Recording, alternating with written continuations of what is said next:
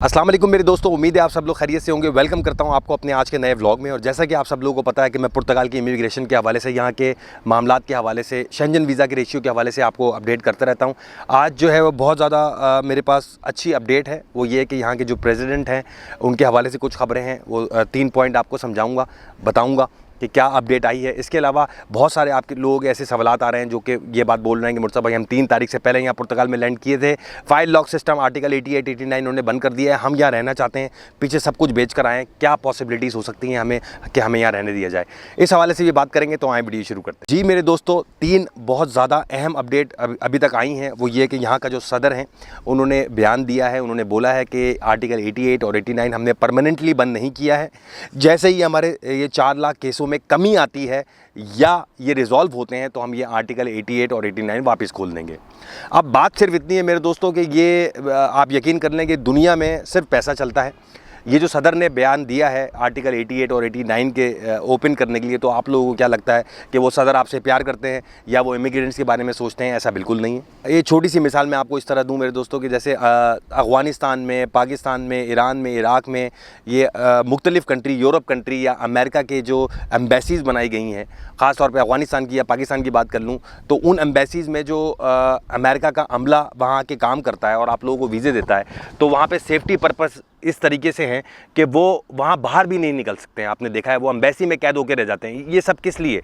ज़्यादातर ये ज़ाहिर है पैसे के लिए, अच्छी सैलरी के लिए। उसी तरीके से अगर आप ये देख लें कि यहाँ प्रेसिडेंट ने ये जो बात की है ना कि आर्टिकल 88 89 दोबारा खुलेगा, उसकी वजह ये है ज़ाहिर सी बात है पैसा। वो क्यों? क्योंकि हमदर्दी का यहाँ पे कोई सवाल नहीं है, पैसे का यहाँ सवाल है। वो इसी तरीके से, जिस तरीके से आप ये देख लें कि अभी एक आवाज़ लगाई गई और कितने सारे लोगों ने यहाँ पैसा इकट्ठा इमिग्रेंट से लिया गया, 200 किसी से 390, किसी से 370, किसी से 400, वो अभी तक लोग दिए जा रहे हैं। अभी तक लोगों को ईमेल आ रही है और तकरीबन ये 4 लाख केसेस हैं, सभी को ईमेल आएगी 100%। और ये ज़्यादातर सारे, आपको पता है ये जो फाइल लॉक कराते थे ये डी कैटेगरी वाले तो है नहीं, जॉब सीकर वाले तो है नहीं, क्योंकि जॉब सीकर वालों को फाइल लॉक कराने की ज़रूरत नहीं है। ये जितने लोग हैं या यकीनन आर्टिकल 88 और 89 वाले ही हैं, टूरिस्ट वीज़ा पे आए हुए हैं, ठीक है ना, तो इन्होंने ही ज़ाहिर फाइल लॉक की है। तो इनसे ही इतना बड़ा फ़ायदा है कि पर बंदा इनसे 400 यूरो लिया जाएगा या लिया जा रहा है, ठीक है, वो एक बहुत बड़ा अमाउंट बन जाएगा। उससे ज़ाहिर है कई मसाइल भी हल होंगे। जी दूसरी बड़ी पेशरफ्त ये है मेरे दोस्तों, इसे भी गुड न्यूज़ कहेंगे कि जगह जगह लिस्बन में अब ये इमिग्रेशन कोर्ट्स बनाने जा रहे हैं, अदालतें लगाने जा रहे हैं, जिसमें असाइलम के केसेस जो पुर्तगाल में लोगों ने लिए हैं उसको, और जो यहाँ इमिग्रेशन के थोड़े से टेढ़े मामलात हैं तो वहाँ पर उसके फैसले होंगे। ये बहुत अच्छी चीज़ है। अगर असाइलम के हवाले से मैं यहाँ बात करूँ, पुर्तगाल में तो 5-5 6-6 साल हो गए लोगों को एक्सटेंड करते और उनके सेकंड इंटरव्यू ही नहीं आ रहे, ठीक है। तो चूँकि केसेस बहुत सारे पेंडिंग हैं यहाँ असाइलम के भी, इमिग्रेशन के भी, तो ये मसला भी आप लोगों का बहुत जल्द हल होने जा रहा है। तीसरी बड़ी पेशरफ्त ये है मेरे दोस्तों कि सुप्रीम कोर्ट ने आईएमए को ये ऑर्डर दिया है और उनसे ये बात बोला है कि ये जिस तरीके से आपने 8-8 9-9 महीने बायोमेट्रिक के बाद लोगों को टाइम खींच रहे हो आप, तो इस चीज़ का खात्मा किया जाए 90 दिन। और उसको आईएमए को पाबंद कर रही है ये कोर्ट के, सुप्रीम कोर्ट के 90 दिन के अंदर जिसने बायोमेट्रिक दिया है उसको कार्ड इशू किया जाए। तीसरी बड़ी न्यूज़ ये है मेरे दोस्तों के सुप्रीम कोर्ट ने आईएमए को ये पाबंद किया है, ये ऑर्डर जारी किया है कि जिन के बायोमेट्रिक हो जाएंगे उनको 90 दिन के अंदर आपने रेजिडेंस देना है, ठीक है। नॉर्मली अगर देखा जाए तो यहाँ हो यही रहा था कि 12-12 महीने हो गए थे लोगों को, लोग जा के एहतजाज कर रहे थे, जो ज़ाहिर है उनका हक भी है, किसी को पीछे मिलना है अपने रिश्तेदारों में, जब डॉक्यूमेंट सही हैं सबके और उसके बावजूद वो इस कंट्री में रह रहे हैं, नौकरियां कम होने की वजह से बहुत बड़ी कुर्बानियाँ दे रहे हैं, तो मुझे लगता है उनका एहतजाज करना बनता था, उनको अपनी आवाज़ आला हुकाम तक पहुँचाना उनके लिए ज़रूरी था। बट इसके ऊपर भी सुनवाई हो गई है मेरे दोस्तों, और इंशाअल्लाह ताला ये सुप्रीम कोर्ट ने जो ये ऑर्डर दिया है आईएमए को, तो ज़ाहिर है ये टाल नहीं सकते। 90 दिन के अंदर इंशाअल्लाह अब आप लोगों के कार्ड आएंगे। दूसरा एक चीज़ और बताऊँ आपको मेरे दोस्तों, जिसने पैसे जमा करा दिए हैं वो अपने जीमेल अकाउंट में जो उन्होंने सापा से लिंक अप किया हुआ है उसको, उस पर नज़र रखें, क्योंकि ईमेल जो है वो अब सबको ही आना शुरू हो रही हैं, ठीक है। और बाकायदगी within a time period इसको पैसे जमा कराएं ताकि ये मौका आप हाथ से ना जाने दें। तो नज़र रखें अपने जीमेल पे और चेक करते रहें। जी मेरे दोस्तों, चलते हैं सवाल की तरफ। और पहला सवाल किया मुझसे रिजवान भाई ने, वो मुझसे पूछते हैं कि मुर्तज़ा भाई मुझको 2 महीने हो गए यहाँ लिस्बन में रहना हूँ, फैमिली के साथ मैं यहाँ मौजूद हूँ, मैंने अभी तक अपनी फ़ाइल ताहाल लॉक नहीं करवाई। उसकी वजह ये थी कि मैं जिस रेस्टोरेंट में काम करता हूँ तो मालिक ने मुझसे ये बात बोली थी कि 2 महीने मैं तुम्हारा ट्रायल लेने के बाद तुम्हें कॉन्ट्रैक्ट दूंगा। ये बात यहाँ होती है, मैं एग्री कर रहा हूँ आपसे, बट मैं फ़ाइल लॉक नहीं करा सका। अब मुझे ये बताएं कि मुझे मालिक कॉन्ट्रैक्ट देने को भी तैयार है, मेरा उसने काम भी पसंद कर लिया है, बट अनफॉर्चुनेटली फ़ाइल लॉक का सिस्टम बंद हो गया है, तो क्या मुझे वापस चले जाना चाहिए? मैं पीछे सारे मामलात अपने ख़त्म करके आया हूँ, मेरा मालिक भी मुझसे बहुत खुश है। किस तरीके से मैं यहाँ लीगल हो सकता हूँ? तो मेरे दोस्त, मैं आपको एक मशवरा दूंगा कि मैं इंग्लैंड में काफ़ी अर्सा रहा हूँ, और मैं उस हवाले से आपको ये बताता चलूँ कि चूँकि आप 3 तारीख से पहले यहाँ लैंड किए हैं, और मैं आपकी ये बात भी मानता हूँ कि यहाँ बहुत सारे जहाँ दुकानों पे आप काम करते हैं वो ये बात बोलते हैं कि हम आपको 1 या 2 महीने का ट्रायल देंगे, उसके बाद कॉन्ट्रैक्ट देंगे।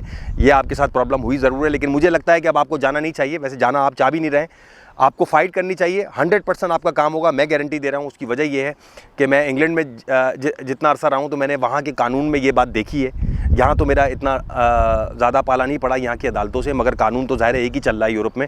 इतने बुरे ये लोग नहीं है कि आपके साथ बेइंसाफ़ी करेंगे।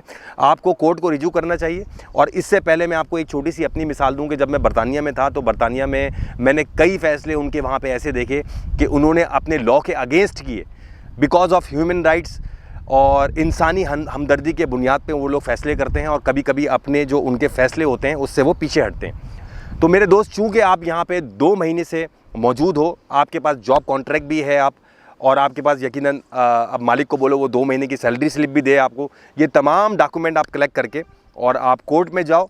मुझे उस परवरदिगार से पूरी उम्मीद है कि आपको 100% ये रेजिडेंस भी देंगे, और आपको ये राइट भी देंगे कि आप मैनिफेस्ट अप्लाई कर सको, आप परेशान नहीं हो। ठीक है।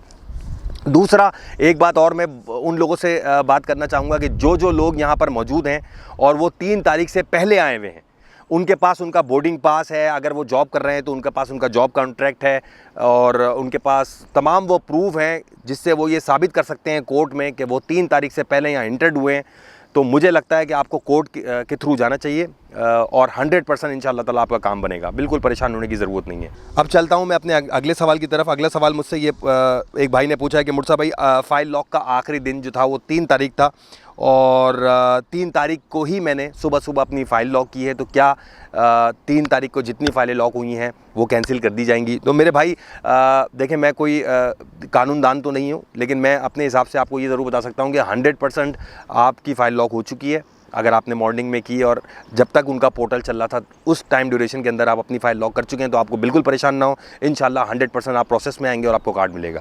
तो मुर्तज़ा भाई, क्या हम पुर्तगाल वर्क वीज़े पर आएँ तो क्या हमको हमारी फ़ाइल लॉक होगी? तो मेरे भाई, बिल्कुल परेशान ना हो। अगर आप अपने कंट्रियों से job seeker visa, D category के वीज़े अगर आप लेकर आते हैं, तो वो आपको डायरेक्ट आपके स्टिकर पर ही आपको बायोमेट्रिक की डेट दी जाती है, तो आपका फ़ाइल लॉक सिस्टम से कोई ताल्लुक नहीं। अगला सवाल लूँगा मैं इब्राहिम भाई का। वो मुझसे पूछ रहे हैं कि मुर्तज़ा भाई, अगर इन्होंने मैनिफेस्ट बंद कर दिया है, आर्टिकल 88 और 89 बंद कर दिया है, तो अभी तक इनके निफनेस क्यों इशू हो रहे हैं? तो मेरे दोस्तों, निफनेस इशू होने की सबसे बड़ी वजह इनकी यही है कि ये D कैटेगरी तो इन्होंने बंद नहीं किया, ये जो सिर्फ इन्होंने 2 आर्टिकल बंद किए हैं। इसके अलावा जो बेबी बॉर्न वाला आर्टिकल है वो ओपन है, जो आर्टिकल 92 है वो ओपन है, तमाम तर इनके कोई 10,000 आर्टिकल्स हैं, वो सारे ऑन हैं। सिर्फ जो इन्होंने बंद किए हैं वो आर्टिकल 88 और 89 बंद किया है।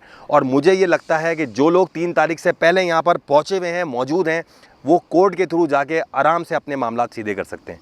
ठीक है ना? और जो 3 तारीख के बाद आ रहे हैं उनको यकीनन मुश्किल होगी। तो बस मेरे दोस्तों, ये 2-3 सवाल आप लोगों के क्लियर करने आया था इमिग्रेशन के हवाले से, क्योंकि आप लोग बहुत परेशान हो रहे हैं, और बनता भी है, ज़ाहिर है, सब कुछ अपने मामला पीछे से ख़त्म करके आए हैं, तो परेशानी तो बनती है। ठीक है मेरे दोस्तों, अपना ख्याल रखें। इंशाल्लाह अगली वीडियो में आपसे मुलाकात होती है। अल्लाह हाफ़िज़।